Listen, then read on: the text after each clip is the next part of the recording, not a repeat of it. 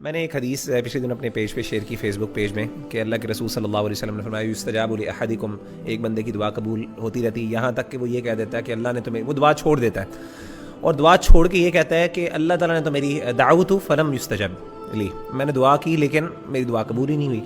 تو وہ صرف اس کہنے پہ اس کی دعا قبول نہیں ہوتی، یعنی وہ بالکل، یعنی ان ادر ورڈس کہ اس کی دعا قبول ہونے والی ہوتی ہے تو وہ جو نہ کہہ دیتا ہے کہ یار میں گیو اپ کر دیتا ہے. کبھی دعا کے بارے میں ہوپلیس نہ ہو، اللہ سے دعا مانگے.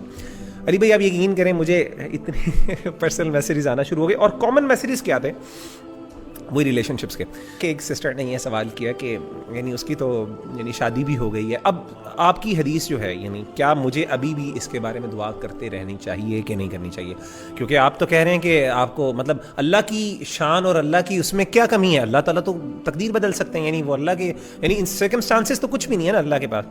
تو میں یہ دعا کرتی رہوں یا چھوڑ دوں؟ میں تو بڑی دیر سے دعا کر رہی ہوں، اس کے شادی بھی ہوگی، بچے بھی ہوگی. میں نے اس کو جو جواب یہ دیا، دعا کے ساتھ ایک فیلنگ آف توکل اللہ پر ہونا چاہیے، اور وہ فیلنگ آف توکل یہ ہے کہ میری جو خوشی ہے نا، مطلب میں یہ اللہ پہ توکل رکھوں کہ اللہ مجھے خوش کر سکتے ہیں. ہمارے ہاں نا ہمارے بیک آف دا مائنڈ یہ ہے کہ یہی چیز مجھے خوش کر سکتی ہے، اور پھر ہم اللہ سے اسی پہ اتنا انسسٹ کرتے ہیں کہ نہیں مجھے یہی چاہیے، یہ بلیو کرتے ہوئے کہ شاید مجھے خوشی اس سے ملنی ہے.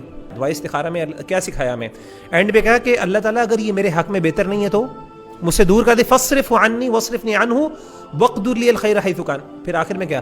ثم ردنی بھی، اللہ مجھے پھر اس پہ راضی بھی کر دے، یعنی میں خوش بھی ہو سکتا ہوں، اللہ مجھے خوش بھی کر سکتا ہے. تو یعنی وہ یہ بندہ سمجھتا ہے، یہ عام طور پہ اس طرح کی ریلیشن شپ، میں نے کہا آپ کیوں یہ سمجھتی ہیں یا سمجھتے ہیں کہ اس کو حاصل نہ کیا تو میں زندگی خوش نہیں ہوں؟ اللہ آپ کو اس سے بہتر نہیں دے سکتا؟ کیا اس کی شان میں نہیں، یعنی اس کی شان میں کمی ہے کیا؟ آپ یعنی اپنے بندوں کے لیے کیا اس کے پاس عورتوں کی کمی ہے، یا اپنی بندیوں کے لیے اس کے پاس نیک مردوں کی کمی ہے؟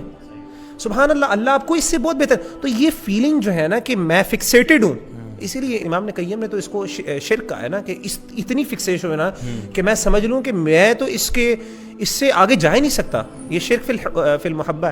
اللہ کے رسول نے اس بات کو پسند نہیں کیا کہ آپ ایک چیز پہ اتنے دنیاوی چیز پہ اتنے کنسسٹنٹ ہو جائیں کہ بس اس کے obsessed ہو جائیں. نہیں، آپ ٹھیک ہے مانگے اللہ سے، لیکن ایسا مانگیں، اور اس میں یہ بھی کنڈیشن ہوتی ہے اوبیسلی، اس سے کرنے سے اگلے کی اگر خراب ہوتی ہو، فیملی بھی خراب ہو رہی ہے، آپ اس کے بارے میں دعائیں کر رہے ہیں اور آپ یہ دعا کریں اللہ اس کی فیملی تباہ ہو کے میرے ساتھ ہو جائے، تو یہ بھی نیگیٹو ہے. لیکن بہرحال اصل پوائنٹ اس میں وہ یہ ہے کہ اس بات پہ بلیو کریں اللہ مجھے کہیں اور بھی دے سکتا ہے، اسی لیے اللہ پر راضی ہوں، یہ بھی ضروری ہے ساتھ.